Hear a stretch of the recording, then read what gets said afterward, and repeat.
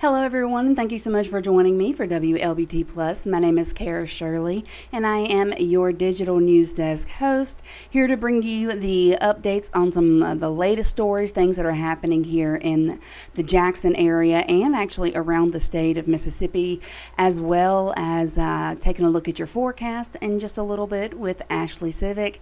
And we're going to tell you about some fun stuff that's happening here at Wlbt that you can be a part of.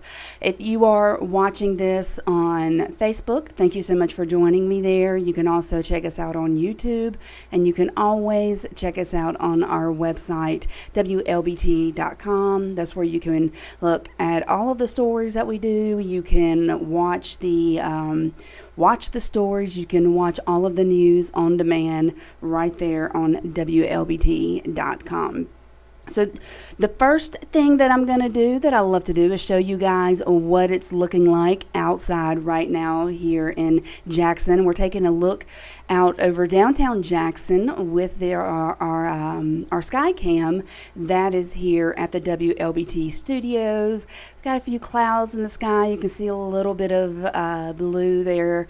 A lot of sun, and I'm telling you, it just looks hot out there, right? It looks hot. It looks like it's going to be a very muggy day, but that's just the way it is at this time of year here, especially here in Mississippi. I know that we got some weather moving in. Ashley, of course, is going to tell us a little bit about that later, but you just want to make sure that you stay tuned so you can get the latest forecast.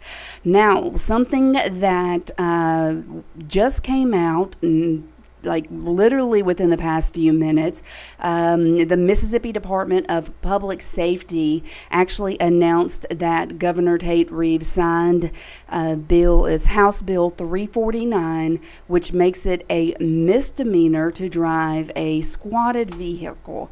Now, if you don't know what a squatted vehicle is, here it is on your screen right now for you to look at. So what they've been modified so that their front fender is 4 or more inches higher than the rear fender. Now, I just can't imagine how dangerous this would be. I drive my husband's truck. It is a very large truck, and sometimes it's hard for me to see over the hood of the truck, and his is not modified in any way. So seeing the vehicles like this, these squatted vehicles, they scare me because there's no way that they can be safe. And now it is a misdemeanor to have those type of vehicles. So on your first offense, a person is going to be get a $100 fine and a misdemeanor conviction. On the second offense, it comes with a $200 fine, and the third or following offenses within 5 years is going to be a $300 fine and a suspended license. What the Mississippi Department of Public Safety said on their Facebook page, said the main goal of this new law is to keep everyone safe on the roads and encourage safe and smart driving habits, modifying vehicles in ways that affect visibility isn't just risky for the driver, but it's risky for everyone sharing the road. So this bill was passed by the House on March 13th. It was approved by the Senate, and the House concurred and made on some changes that were made by the Senate, and it was put in place or voted in by the Senate on April 17th. Today, Governor Tate Reeves signed that bill into law. So if you have a squatted vehicle, they are now banned in the state of Mississippi. Well, at least it will be banned. I believe the law goes into effect the 1st of June. So if you have a squatted vehicle in the state of Mississippi, you might want to start working on demodifying your vehicle so that you don't get charged with those misdemeanors or risk getting a suspended license. Now, the Jackson Police Department is requesting the public's help on finding a man and a woman, and you can see them here in this video. Actually, let me let this go full screen so you can see it a little better. They're wanted for questioning in connection with the homicide that happened last month. Cesar Abrigio was shot on Gordon Street on April the 28th, and he later died. And JPD is saying if you have any information on these individuals to please contact JPD. So looking here right now at our Facebook page, and got a lot of people that are very much in favor of this squatted vehicle ban. If you're watching, let me know what you think about it. Let's see. We have Kathy Moss said it's about time they've done something like this.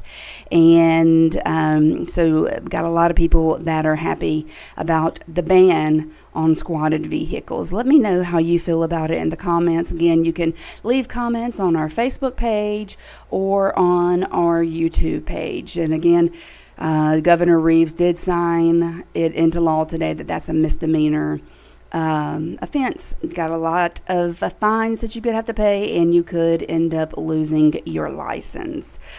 So as we move on to some other stories that we have going on here in the state of Mississippi, this happened actually over in Adams County.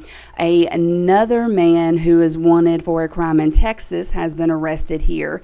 He was arrested in Natchez. So Adams County Sheriff Travis Patton said that 38-year-old Eric Harris was picked up on Martin Lane. The U.S. Marshals have been trying to find him after authorities say he tried to strangle or choke a family member in Texas. And the sheriff says that he was hiding in an attic in the home. He's now in jail waiting to be extradited back to Texas. So it looks like that's 2 Texas criminals arrested within the past couple of days here over in Warren County. So apparently, Texans, Mississippi is not the place to go to try and get away from crime. Now, there is a giant sinkhole in a neighborhood in South Jackson. It's taken up actually over half of the road there. And it has a lot of the people that are living there calling for action. So it sits between 2 homes on the street. It's about 12 feet long and more than 6 feet deep. You can see it here on your screen. It's not that easy to see in the daytime unless you're close to it. And during the nighttime hours, they say that is almost completely invisible to the naked eye. As you can see on the video right here, they did have some cones around it, but apparently it sank a little more and kind of took those barrels, rather not cones, in with it. And it also says, the story there is that to add insult to injury with this, the street light that is sitting directly above that hole, it doesn't work. And when a nearby resident, David Palmer, said the situation has only grown worse since it started, and he is ready for the city of Jackson to get out there and resolve the issue. You know, if people going fast or whatever, ain't paying that no attention or nothing like that, they gonna go over in there, and we're gonna have a bigger problem than it is now if somebody get killed in that hole. Now, we did reach out to the city of Jackson for a comment on the sinkhole and if there was any future plans to repair the crater. We have not gotten a response from them at this time. What about you guys watching right now? Have you seen anything like that in your area or your neighborhood? Like I said, this is in South Jackson, but it's pretty crazy when you take a look at how huge this hole is. It's crazy that it's not being put at the forefront of the list to get out there and repair, because that could cause serious injury, possibly even death. If someone comes up on it in the middle of the night, they don't see it, their car goes into it. It could be a very bad situation. But do you guys have that out there? If you see any, why don't you send us some pictures in and let us know about them. You can email them to news@wlbt.com, or you can send them to us on our Facebook Messenger as well. Lots of ways to get in touch with us here.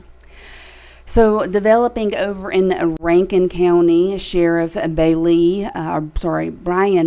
and Goon Squad member Kristen Dedman were named as defendants in a new federal lawsuit. The man alleges that a cover-up happened after being tortured with a Rankin County canine. The lawsuit says that 38-year-old Bobby Adams sold meth to a confidential informant at a gas station in May of 2021. It's the gas station that we just showed there on the screen. Deputies moved in after the sale, and Adams took off running, leading them on a short chase. He says he was already handcuffed when the canine named Voodoo was released on him, biting him repeatedly. Now, court filings allege that Dedman created a false story to cover that up, saying that Adams kicked the dog, causing him to bite several times. And another deputy told medical personnel that the dog tackled Adams while he was running away. Of course, Adams is saying that he was already handcuffed when he was attacked or bitten by the dog. A Rankin County NAACP president believes that the incident stems from the already questionable behavior that is going on over in that department. The civil rights and the human rights of people in Rankin County, the citizens of Rankin County, have been violated for a long time. And because of that, you have people who are just afraid and who are not going to come forward. You have people who are in jail and their loved ones have actually reached out, but they are afraid that if they talk too much, that their loved ones who are in jail will be punished. So we did reach out to Bobby Adams' attorney, who says that they are letting the filings speak for themselves. Rankin County has also not released a statement at this time regarding this. So it's another federal lawsuit there for one of the members of the Goon Squad. And I imagine, with the sentencing of the Goon Squad, this causes a lot of things to be called into question, I'm sure, in a lot of people's minds with the Rankin County Sheriff's Department, and just hoping that there's not any more deputies on their force that would do the type of behavior that the Goon Squad did. Moving on, J-Tran. If you ride the J-Tran, a lot of riders were left in the dark last month after services were suspended for an entire weekend. So Jackson mayor and city council members that were unaware that this was going to happen. J-Tran managers tried to offer an explanation about the sick out at Tuesday's city council meeting. That's what they're calling the J-Tran operators not working. They call it a sick out. But said that even they were not fully aware of what happened, they being the managers there at J-Tran.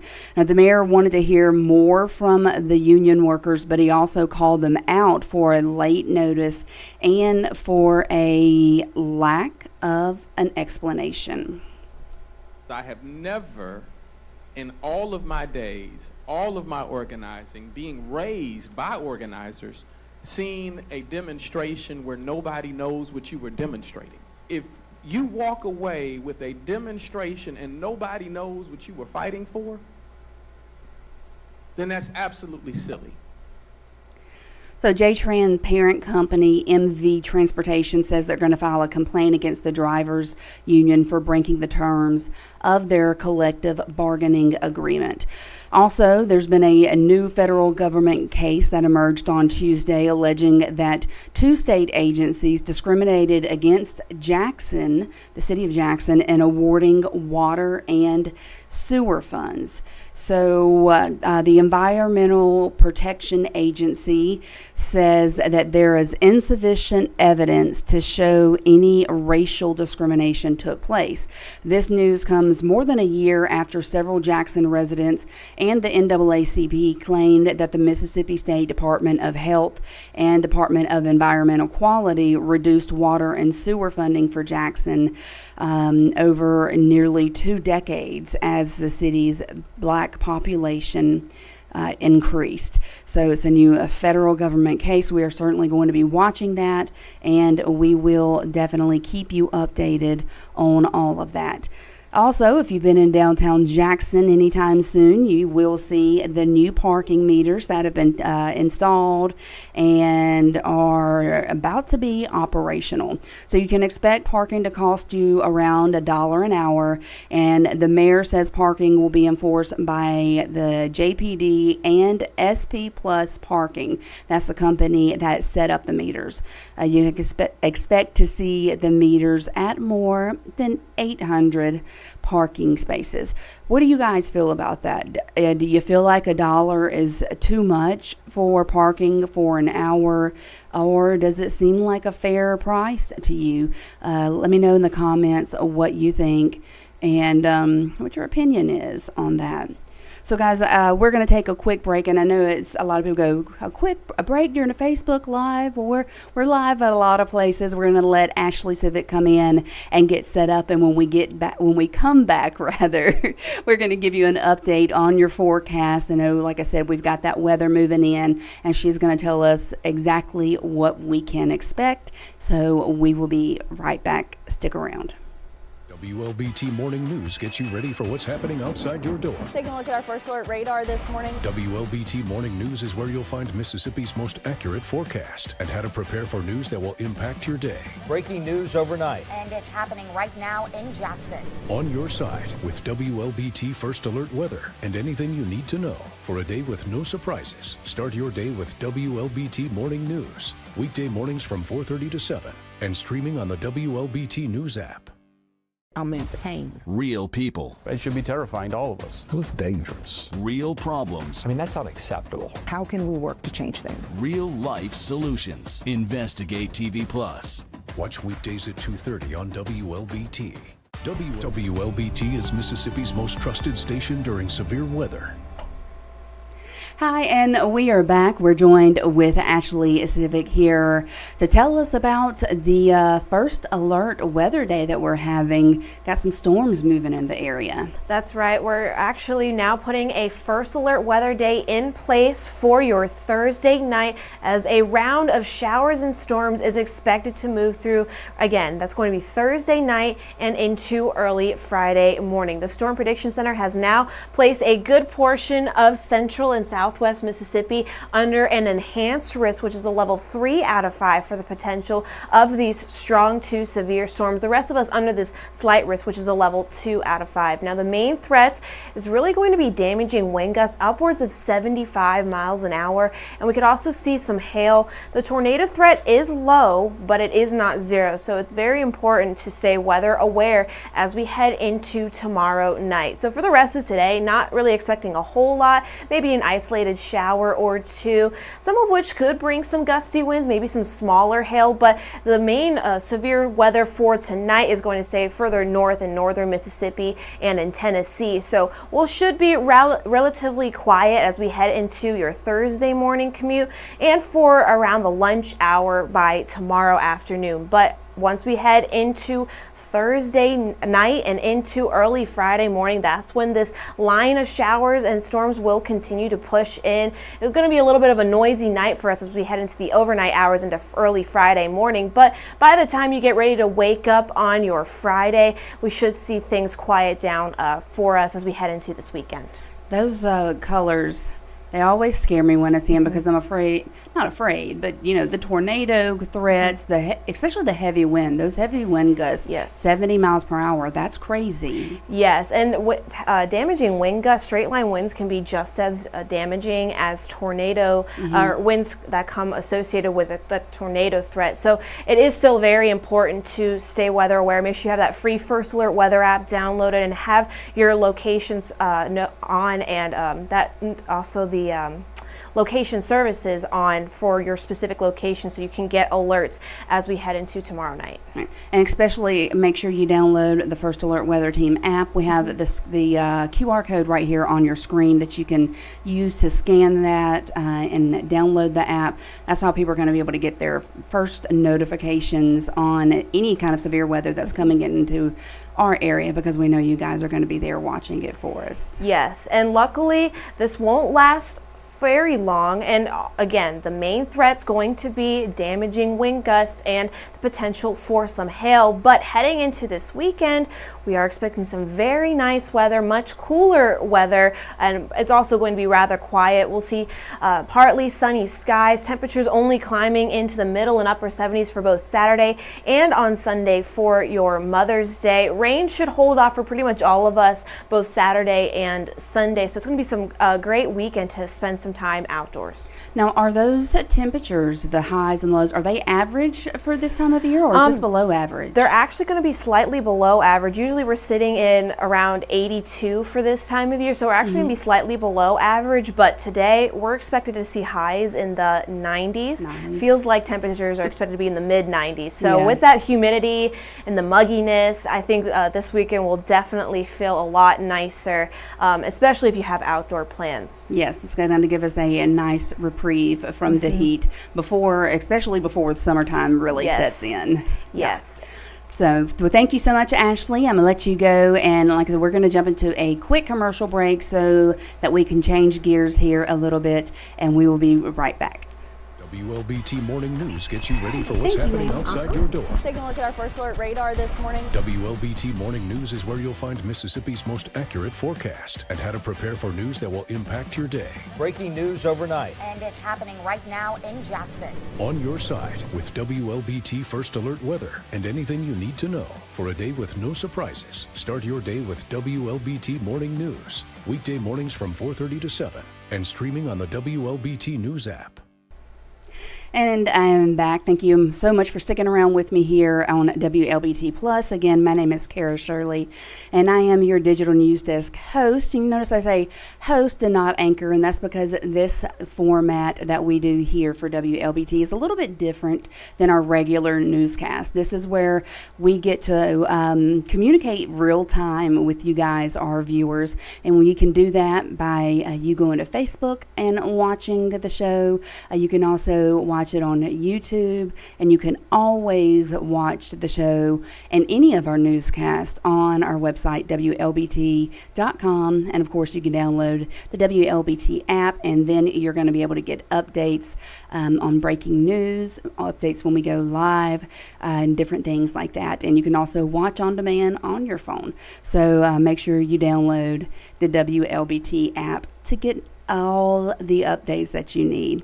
So moving on here in the news, we got some Madison County road projects that are happening. So in Madison County, a deadline put some federal funds, a deadline that was put on federal funds. I'm getting myself tongue-tied here. Could mean that you're not going to be seeing the Bozeman Road widening project begin just yet. That is very, very hard to say if you try and say it 10 times fast. So the Central Mississippi Planning and Development District told the Board of Supervisors that the $4.4 million federal dollars granted to Madison County has to be used by July 27th, or they're going to lose the money. And this comes several weeks after board members, they've gone back and forth on whether the first phase of the project should be rebid, or if the project could even be split into smaller phases. Now, despite this tight deadline looming, county leaders are still confident that they're going to be able to bid the project out in time. Before he gets up here, and gives you the ETA on this. We are not going to miss the July 27th deadline on the big project. Even if he doesn't get the other two ready to go before that, we will bid the big project at a date so that we can award it by July 27th. So according to the county administrators, that $4.4 million is part of a 10-year road plan that we told you about yesterday. And despite the tight deadline, they are confident that they're not going to lose that money. Only time will tell. We hope that they are correct, but we will continue to follow it here at WLBT and keep you updated on that. And we're going to take a look at some stuff that's happening around other parts of the state here in Mississippi.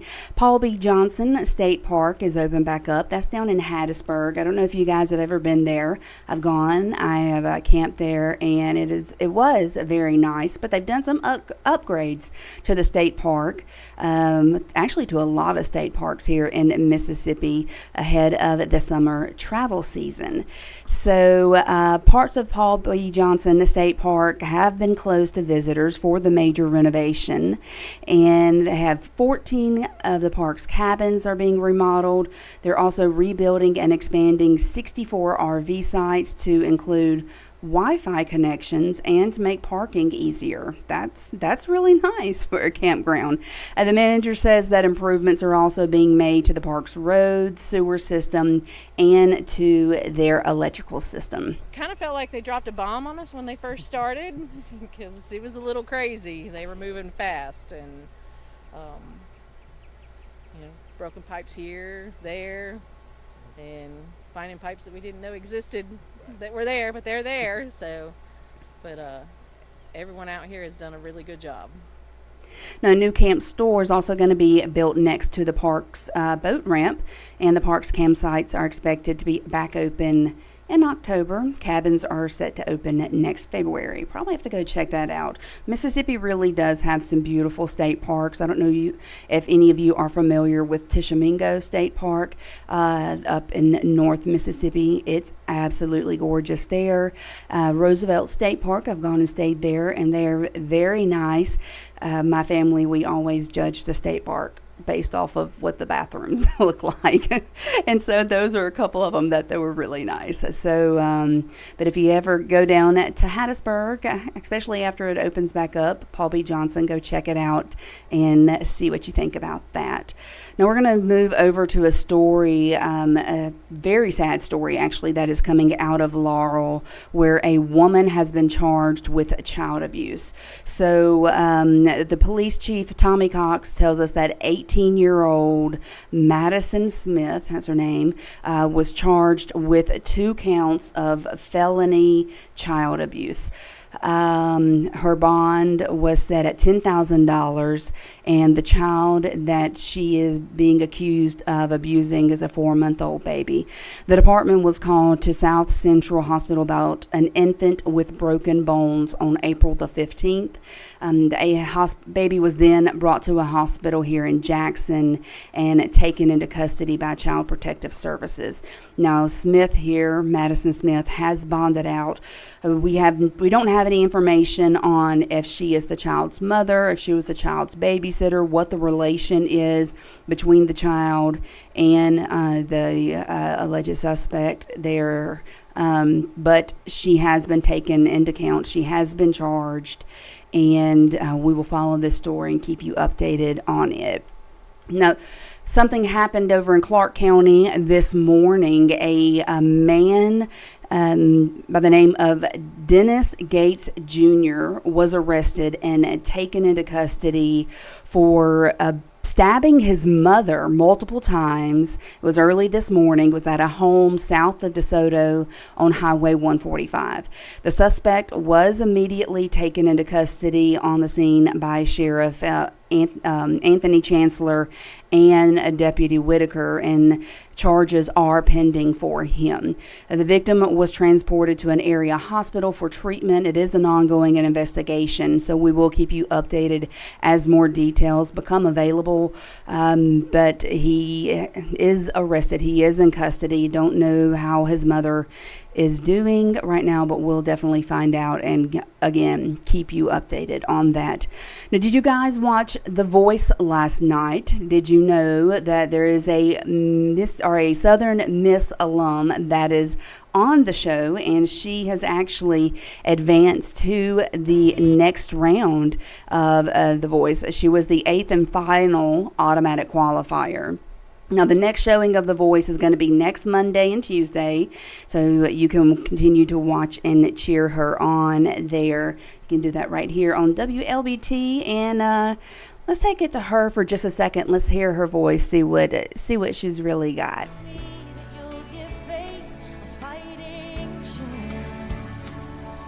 When you get the choice to sit it out or dance,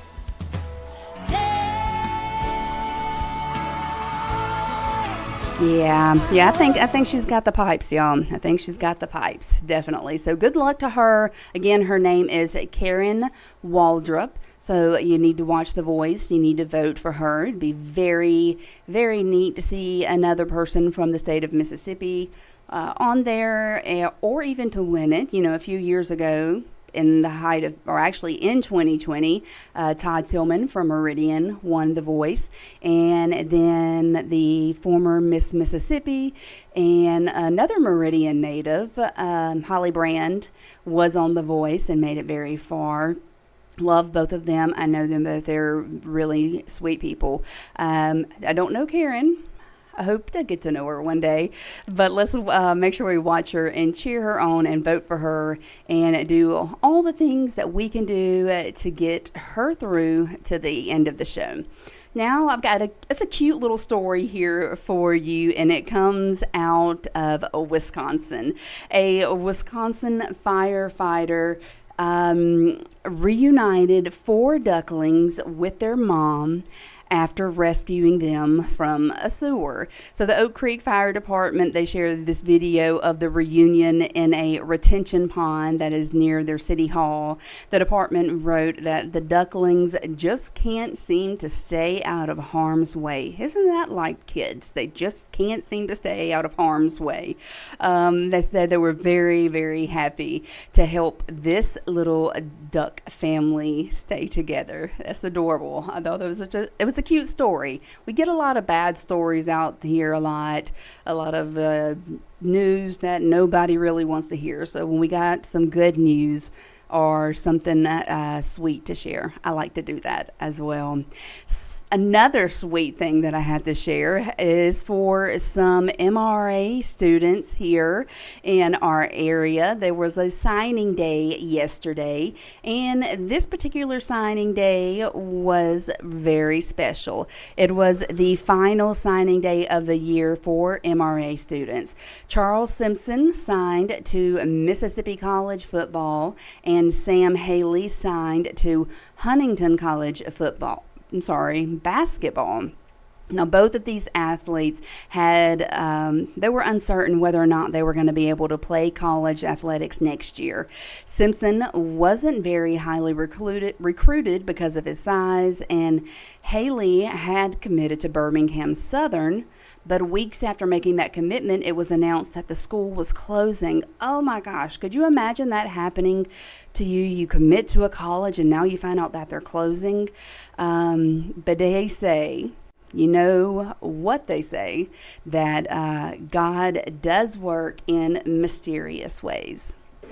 Just kind of devastated me. Had to basically restart my whole recruiting process and reach out to coaches, and after you tell all these coaches no and that you're going somewhere else, it kind of feels weird to have to reach back out to them and try to find another spot. But just trusted God's plan through it all, and ended up working out for me. This was the best decision I could have made because, in time, God just works through problem situations, and sometimes it doesn't look like it was going to happen. I just trusted on God and leaned on God, and, He came through. And the environment in Mississippi College is just something that's unmatched, really. Like for a kid like me who, is under the radar, not necessarily getting all the highlights, to take a chance on a player, it tells you a lot about the coaching staff and what they believe in their program and their rebuilding. I'm glad I can be a part of that, so Mississippi College was a good pick for me.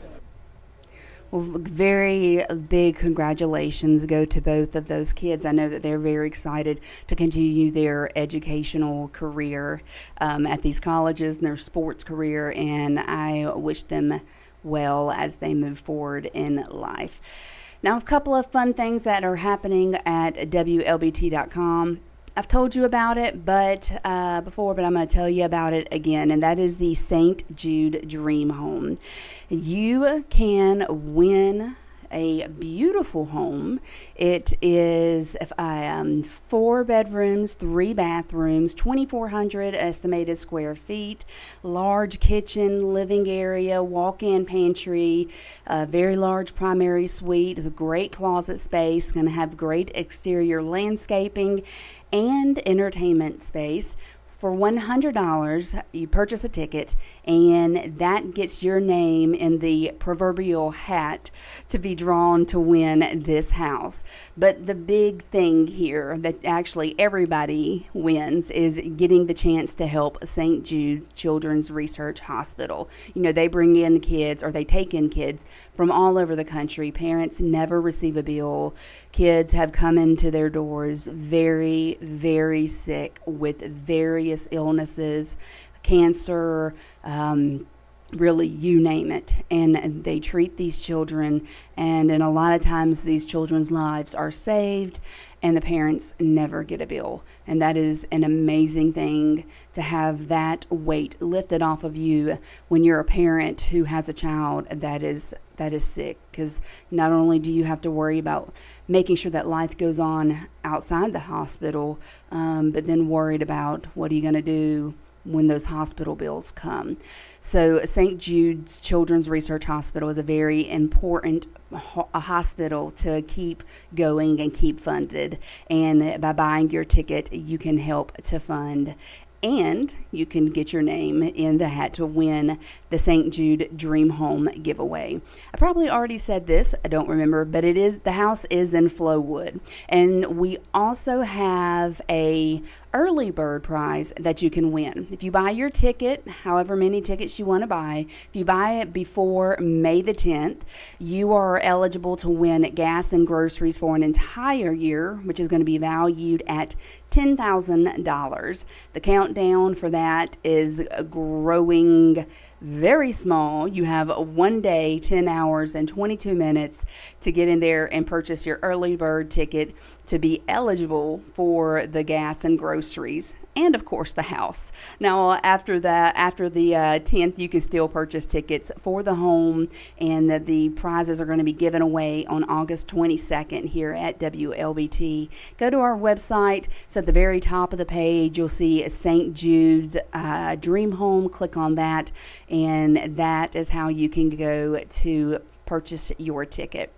We also have another event or another contest that is happening right now on our website. And this contest is actually for local businesses. It's called Margaritas in May. And we're trying to find out who has the best margaritas in Central and Southeast Mississippi. It is sponsored by Jackson Water. But you can go to the website. Several restaurants have been nominated. And right now we're in the first round of this contest. So the first round, you go, you vote, and we narrow the list down. Next week will be round 2. The week after that is going to be round 3 until we get to the finalist. And the finalists will be coming here to the studio for Studio 3 on the 24th of this month to have a little taste testing. I'll get the words out in a second. Taste testing for the margaritas, and the winner is going to be announced on the 28th of May, which is very appropriately Taco Tuesday. So make sure you check out the website WLBT.com and click on the Margaritas in May so you can vote for the restaurants there and be a part of the battle to see who has the best margaritas around. And one other thing that we are doing on our website, and not only on our website, we're doing this across all of our news platforms, in all of our shows, and all of our newscasts, things like that, is the 2024 Senior Salute. Know there are a ton of kids out there that are graduating high school this year, and or actually this month. And this is such a huge time in their life. It's a very big achievement, and we want to salute them. So if you go to the website, you can enter their picture, you can enter their information, any of the things that they may have achieved, or honors they may have received in their graduation or graduating, and then submit their picture. And we will have them here, of course, on our website, but we will also be showing them on air all month long. So you can see we've got some kids here already, got valedictorians, salutatorians, Brandon High School, Raleigh High School, Tri-County Academy, lots of different schools here, lots of people. We've got McAdams High School, where we have the salutatorian there. So make sure you go check that out. If you got a senior in your life, enter their information here on WLBT.com, and we will salute them right along with you. Such a big achievement, such a big achievement. Well, before we go, we're going to take a look outside one more time and see what we're looking at over downtown Jackson. Still got a little hazy looking in the sky. So we know those storms are coming in, but it is going to be a beautiful weekend for Mother's Day. So that is the end of WLBT Plus for today. I'll be back tomorrow at 1. If you guys have any questions or anything about that we've talked about, I know the big hot topic was the squatted vehicles are now illegal in the state of Mississippi, or at least they will be starting the 1st. But a lot of stuff going on here in Jackson and the capital city, surrounding areas. We've talked about a lot. And if you have any questions or comments or anything like that, please leave them in the comments section. I ask that you be nice, but you say what you want to say, because, freedom of speech and all that good stuff. So you guys have a great day, a great Wednesday, halfway through the week, and I will talk to you tomorrow. Bye-bye. WLBT Morning News gets you ready for what's happening.